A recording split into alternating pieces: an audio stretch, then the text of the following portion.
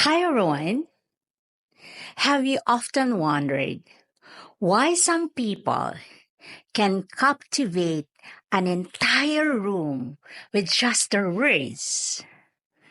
Well, do you want to know what makes them a better public speaker? Coming up after this intro.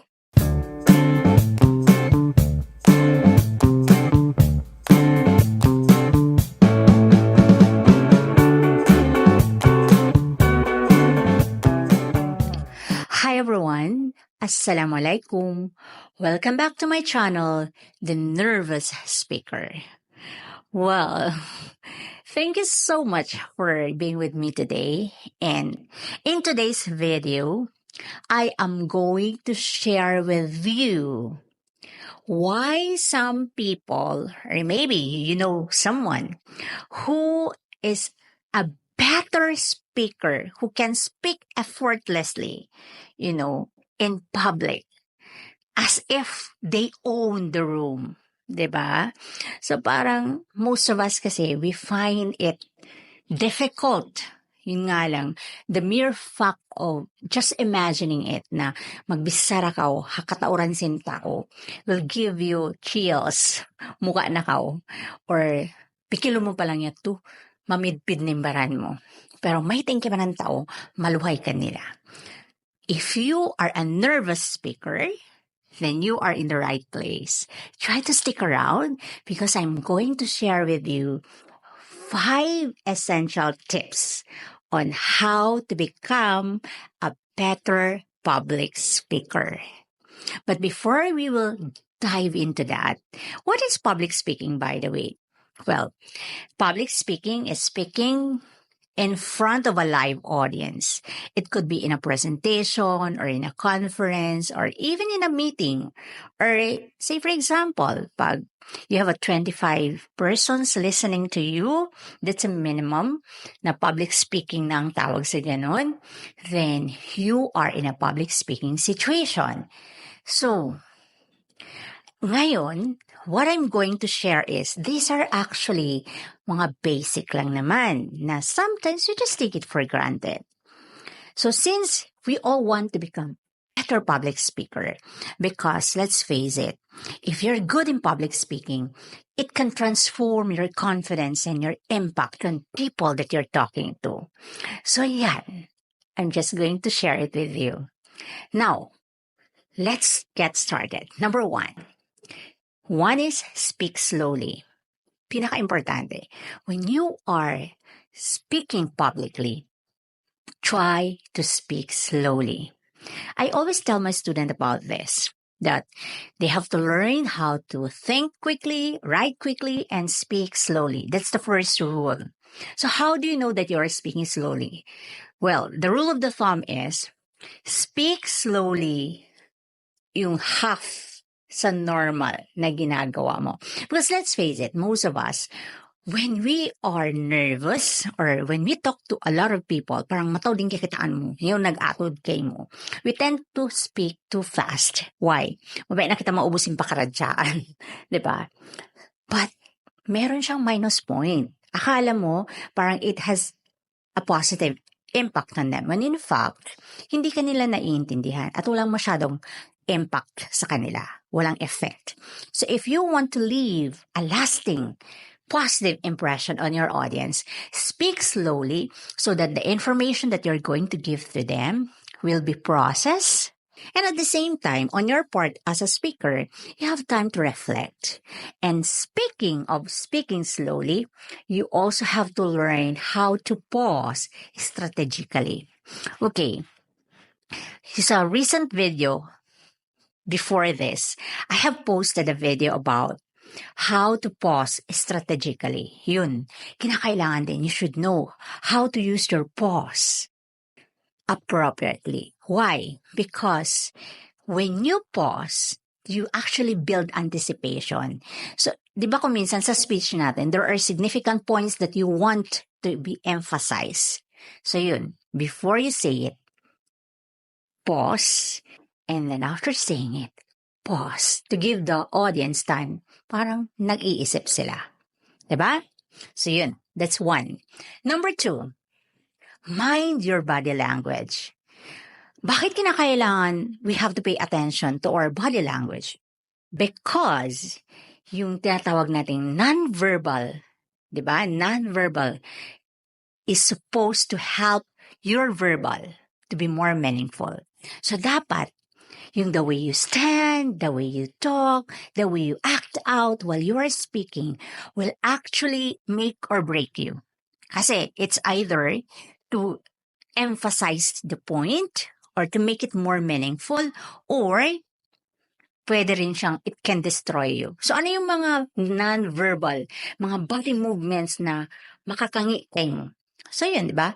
When kita sa pamamumuga, we tend to, for example, nagtuturong ka, kaputan mo yung turong mo, dayawon mo, or ikaw nagtuturong, dayawon mo yung buhok mo, or yung mga usog naman, they tend to place their hands inside their pocket. Or, eto, nakikita ko talaga to, maraming mga inexperienced speaker. Pag nandun sila sa taas ng stage, they tend to move a lot. So, try not to move a lot because that is quite annoying ha mga audience. Di nila nakaingatan, bang unin kitaon nila yung paghibal mo at indagbus mo. So, yun. So, i-minimize mo siya. Di ba? So, that's number 2. Number 3, maintain eye contact. Oh, that sounds scary. Minsan nga mag-alop hakatauran sin tao, mabuga na ako. Yun ang iisip ko. Tapos umatod pa ako pabayuan nila. Well, actually, ganito yan guys. May technique yan. Some of us, kasi, pag hindi ka masyadong sanay, makipag-usap ha, mga mataod-tao, you tend to fixate your gaze on one person or just a group of people sa audience mo. That's wrong. You should gaze regularly around. So, kataan mo parang say, for example, umatod ko pa left, and then umatod na sab ko pa middle, and then umatod na sab ko pa right. So, yun. When you do that, para di ko mabuga, you focus yung eyes mo in mata mo above their head. So, since malayo na sila, di nila rakakitaan. So, that will give an illusion that you are looking at them. So yun siya. You need to look at them to give them the idea that you are talking with them. Diba? So that's number 3. Number 4, practice, practice, practice. Ayan, inulit-ulit ko pa, balik-balik ko. Because that's how important practice is. First, when you practice, I'm not saying that you memorize your speech because if you do, you may sound mechanical by the time mag-deliver mo. But what I'm saying is, you practice. When you do some runs, di ba, pagbisara mo, parang sort of some words, makakonect ka na agad. And it will come out naturally. Yun ang maganda sa practice. Another is, when you practice, you can actually video yourself. Before, wala pang cellphone, pag nagpa-practice ako, I stand in front of a mirror. So, mag-atod ako sa amin. So, bangway sa amin niyo, charis, especially mga estudyante, di ba? Nag-stay lang sila sa boarding house or sa dormitory, walang masyadong sa amin na malago to. Yung kakitaan talaga yung whole body. Then, siguro naman, you have a friend that you can trust or a sibling, daa ka siya maging mirror. In other words, you practice in front of that person. But niya kakitaan and to give you feedback. So, syempre, dapat, you should also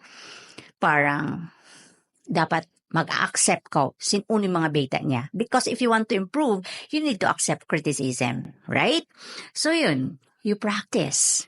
It's either i-video mo yung baran mo, or i-record mo, or umatod ko hasamin, or mag-practice ka, haalupan sin bagay mo, or taymanghod mo. O, yun ang mga 4 ways that you can do your practice. Diba? That's number 4. Number 5, identify your audience. So, importante dapat, before ikaw sa pamay to deliver your speech, you need to get the background of your audience. Isipin daw mo magbisara because yung speech mo, syempre, should be centered on your audience. So, if sila yung kakausapin mo. Sila yung daw mo magbisara. Then you should know what interests them. Ano yung age range nila? Uno ba sila usog, babae? Uno ba in, for example, educational attainment nila? So yun. Because, bang bukod relatable ka nila, di mag-benefit ka nila, walang makikinig sa'yo. Diba? So, importante yun. Know your audience. And aside from that, always remember, sa audience kasi, most of us, we are fearful. Mabuka kita sa audience. There are two types of audience. Yung tinatawag nating supporter, at saka yung isa, sila yung mga bored audience. Yung supporter audience, sila yung mga friends, family, or sabihin natin, acquaintance, who will root for you. Ibig sabihin, even though you will commit mistakes sa delivery mo, okay lang sa kanila. Because they think, oh, that's okay. It's okay to commit mistakes. You're human. Tao ra ka. Meron namang another kind of audience, bored. Ibig sabihin, they're just forced to be part of that audience or siguro part ng requirements, kaya wala lang. So, if you have a bored audience, bang kakitaan mo na bang hisiw sila, then their opinions should not matter to you. Pasal, whether you like it or not, minsan pabirihin yung lingkat sin delivery mo.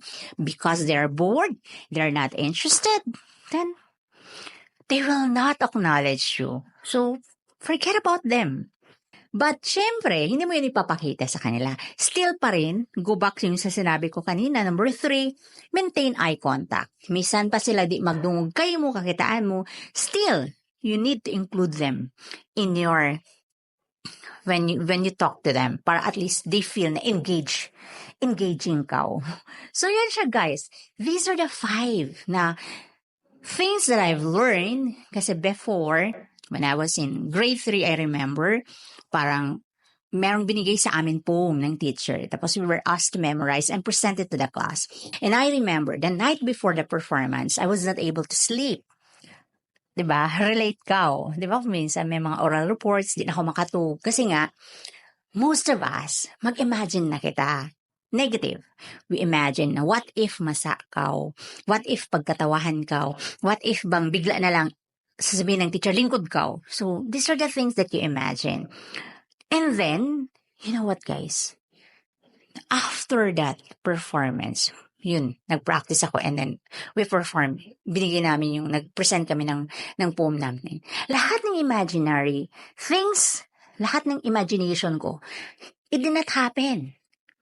So, I'm sure, ganun din kayo, di ba?